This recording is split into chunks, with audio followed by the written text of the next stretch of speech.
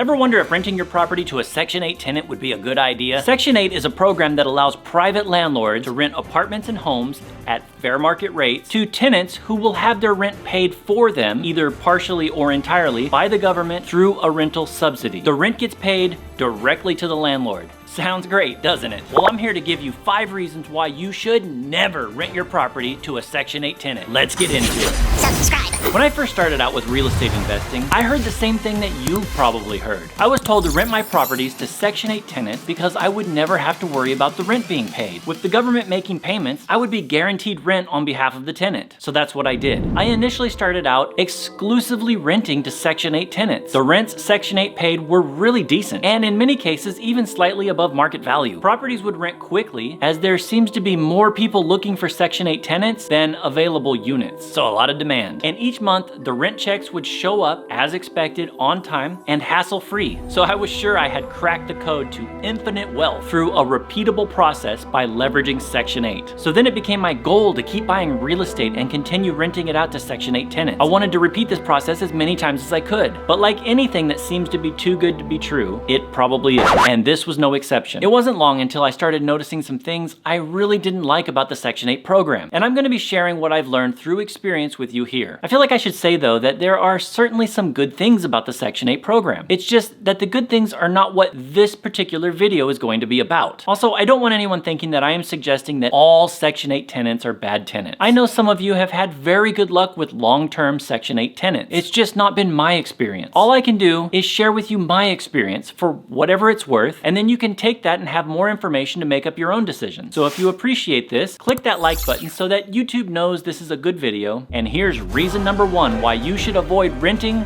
to a Section 8 tenant. Working with the government. If you've ever been to the DMV or tried to work with the government in pretty much any capacity, you will know that it's usually a cumbersome and very inefficient process. Well, Section 8 is no different. In order to get your property rented to a Section 8 tenant, you will need a lot of patience and tolerance for frustrating situations. Every minor thing is a hassle. It's hard to get a hold of anyone. There are delays and waits for each and every minor step, and that's putting it gently. While I could probably make an entire video just detailing all the ways that working with the government makes Section 8 a difficult process, I will settle for just giving you a single example of what I am talking about. And that would be to point out how long it takes to get your property rented. If you're gonna rent a property, let's say on the free market, sometimes you can advertise and find a great tenant, qualify them in as little as 24 hours. However, when renting a property to a Section 8 tenant, you can forget about anything like that. You will certainly have a minimum of a 1-month vacancy that you will have to be ready to absorb. This is because there are many steps in the process that you wouldn't normally have to worry about. For example, your property must pass an inspection. The inspection will have to be scheduled, and it is almost always at least a 2-week wait just for that. In my area, anyway. In my area, there's only a single third-party inspector who will come out to your house. And if he fails you for anything at all, you will have to fix the issue, then reschedule and wait another 2 weeks. And let me tell you, no matter how hard I try, all of my properties have failed the first inspection. It's just a rule of thumb. That inspector gets paid each time he comes out. So some believe that it's common practice to fail on the first round. I don't know if that's true or not, but I can 100% vouch for the fact that all of my properties always fail the first round, for whatever reason. It could be the most minor thing too, like a hairline crack in an outlet, or a closet door that doesn't open and close smoothly. There will always be some reason, and I will inevitably fail the first round. And this is just one of the reasons why it takes so long to move a tenant into your home when working with Section 8. There are additional delays and hassles and communications that take up time. So in summary, working with the government is difficult. All right, the number 2 reason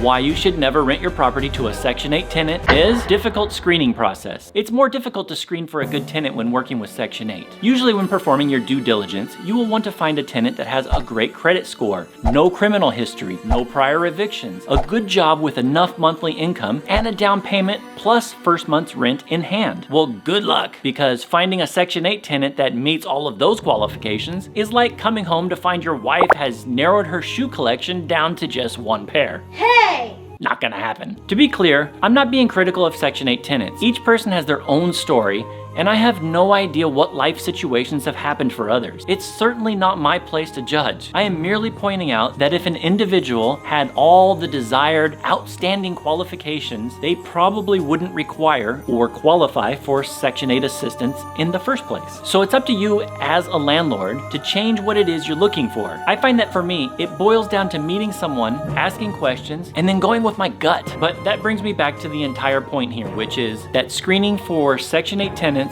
is more difficult than finding tenants in the open rental/tenant market, because the conventional way of evaluating someone just isn't gonna work. All right, the number 3 reason why you shouldn't rent to Section 8 tenants: you will give up control. That's right, when renting to a Section 8 tenant, you give up a great deal of control over your property that you would normally have. For example, you have to get permission from the housing authority to raise the rent. Not only just to raise the rent, but they will decide how much you can raise the rent. Suppose you wanted to raise the rent $100. The housing authority might counter and say, well, you're only allowed to increase the rent $60. Take it or leave it. Yeah, it works like that. Furthermore, they will decide when and how often you are having a housing inspection. It will end up being you and your tenant's job to work around the housing authority's availability, because they have limited appointments to offer. You will find that you lose control of your property in other ways too. For example, you will find that the tenant will have to move in before you ever collect the first cent in rent. It's unusual in a normal rental market, but with Section 8, that's just how it works. The problem is, this is a very uncomfortable place for a landlord. It's not unusual for a landlord to have to wait 2 or 3 months to get the first Section 8 payment. It takes a long time for the Section 8 housing authority to process everything to get the ball rolling after the tenant is moved in. So if you're a landlord who isn't financially able to pay the mortgage while not receiving any rent for several months, then this is something to be aware of. All right, the number 4 reason why you should never rent your property to a Section 8 tenant: Section 8 does not